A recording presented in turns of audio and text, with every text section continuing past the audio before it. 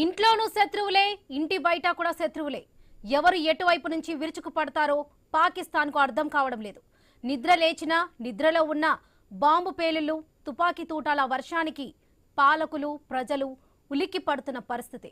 Operation సింధూర్తో Pakistan చావు దెబ్బతీసింది భారత్. అది సరిపోదంటూ ఆఫ్ఘాన్తో పెట్టుకుంది. అమెరికా అండ చూసి కాబూల్పై వైమానిక దాడి చేసింది. ఇటీవలే మరోసారి బాంబులు వేసి ఆఫ్ఘాన్ క్రికెటర్ల ప్రాణాలు తీసింది.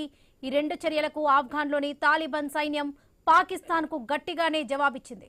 ఇప్పుడు బలూచిస్తాన్ లిబరేషన్ ఫ్రంట్ వంతు వచ్చింది.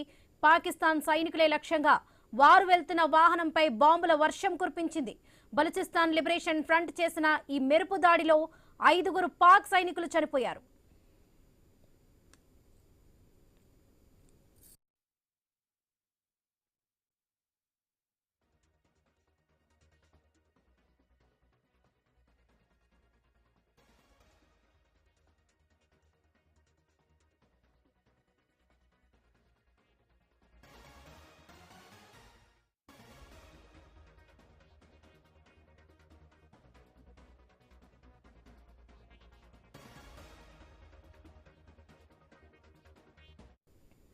బిఎల్ఎఫ్ చేసిన మెరుపు దాడితో పాకిస్తాన్లో అలజడి నెలకొంది.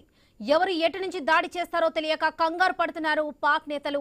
ఆఫ్ఘాన్తో కాల్పుల విరమణ పాటిస్తున్న డారెన్ రేఖ దగ్గర టెన్షన్ తగలేదు.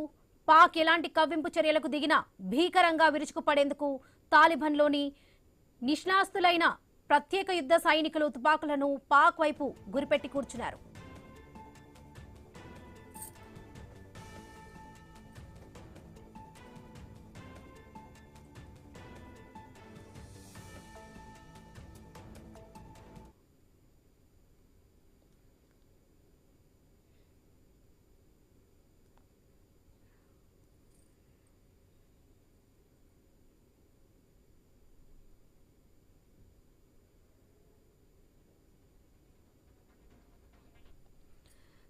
రైట్, మనం విజువల్స్ లో చూస్తున్నాం. ఐనీ స్క్రీన్ పైన పాకిస్తాన్ లో దాడులు ఎంత తీవ్రత సృష్టిస్తుందో మనం ఐనీ స్క్రీన్ పైన చూస్తున్నాం. పాకిస్తాన్ లో టీటీపీ దాడులతో అంతా ఉక్కిరిబిక్కిరి అవుతున్నారు. పీవేకలో ప్రజలు పాకిస్తాన్ అంటేనే ఒంటికాలుపై లేస్తున్నారు.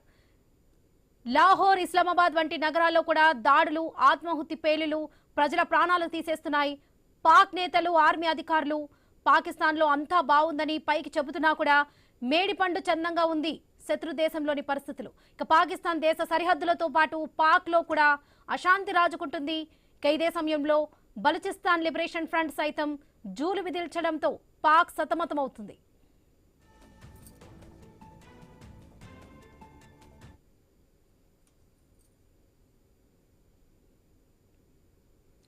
ఇంట్లోనూ శత్రువులే, ఇంటి బయట కూడా శత్రువులే. ఎవరు ఎటువైపు నుంచి విరుచుకు పడతారో పాకిస్తాన్కు అర్థం కావడం లేదు.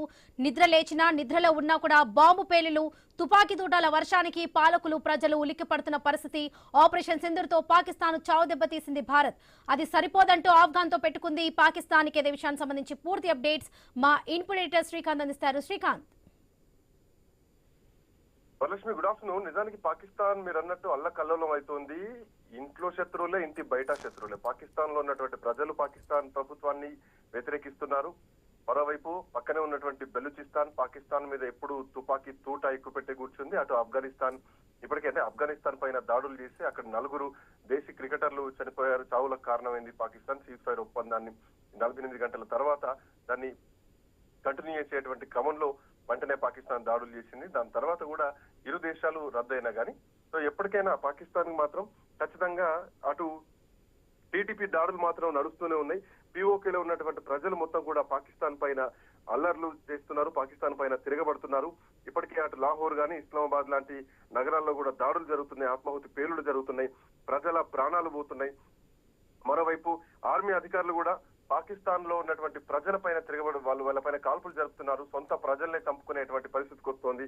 ఓవైపు పాకిస్తాన్ ఆర్మీ అంతా బాగుందని చెప్పినా న్యూక్లియర్ వెపన్స్ తోటి భయపెట్టేటువంటి స్పీచ్లు నవాజ్ షరీఫ్ ఇస్తున్నా గానీ బట్ ఇక్కడ మాత్రం పాకిస్తాన్ ఒక మేకపోతు గాంభీర్యం ప్రదర్శిస్తోందని చెప్పాలి. ఇప్పటికే అటు బిఎల్ఎఫ్ చేసినటువంటి దాడులతోటి పాకిస్తాన్ మొత్తం కూడా ఒక అలజడి నడుస్తోంది. ఎవరు ఎటు నుంచి వస్తారో తెలియదు. ఇటు తాలిబాన్లు ఆఫ్ఘనిస్తాన్ నుంచి పాకిస్తాన్ పైన దాడులు చేస్తున్నారు. అటు బెలూచిస్తాన్ లిబరేటర్ ఫ్రంట్ వాళ్ళు కూడా దాడులు చేస్తున్నారు. ఇటు పీఓకేలో ఉన్నటువంటి ప్రజలు కూడా తిరగబడుతున్నారు.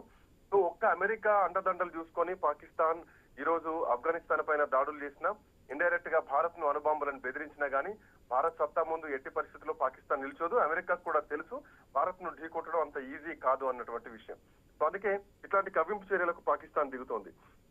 సో ఏదేమైనా కానీ సో పాకిస్తాన్ లో మాత్రం ప్రస్తుతానికి ఆఫ్ఘాన్ తో పెట్టుకుంది. అమెరికా అండదండలు చూసుకొని కాబూల్ పైన విమాన దాడులు కూడా చేసింది మొన్న. సో ఆ తర్వాత పాకిస్తాన్ లో ఆఫ్ఘనిస్తాన్ లో ఉన్నటువంటి క్రికెటర్ల ప్రాణాలు తీసింది. ఈ రెండు చర్యలకు ఆఫ్ఘాన్ లో ఉన్నటువంటి తాలిబాన్ సైన్యం కూడా పాకిస్తాన్ కి ఒక స్ట్రాంగ్ కౌంటర్ కూడా ఇచ్చింది. ఇప్పుడు బలూచిస్తాన్ కూడా వచ్చేసింది. సో బలూచిస్తాన్ కూడా పాకిస్తాన్ సైనికుల లక్ష్యంగా వాళ్ళు వెంటబడుతున్నారు. వాళ్ళు వెళ్తున్నటువంటి వాహనం మీద బాంబులు దాడి చేసింది. బెలూచిస్తాన్ లిబరేషన్ ఫ్రంట్ చేసినటువంటి ఈ దాడిలో 5 పాకిస్తాన్ సైనికులు చనిపోయారు. సో ఇప్పటికే అటు ఆఫ్ఘనిస్తాన్ అగ్గి మీద గుగ్గిలమవుతోంది. ఇప్పుడు బెలూచిస్తాన్ కూడా మొదలైంది.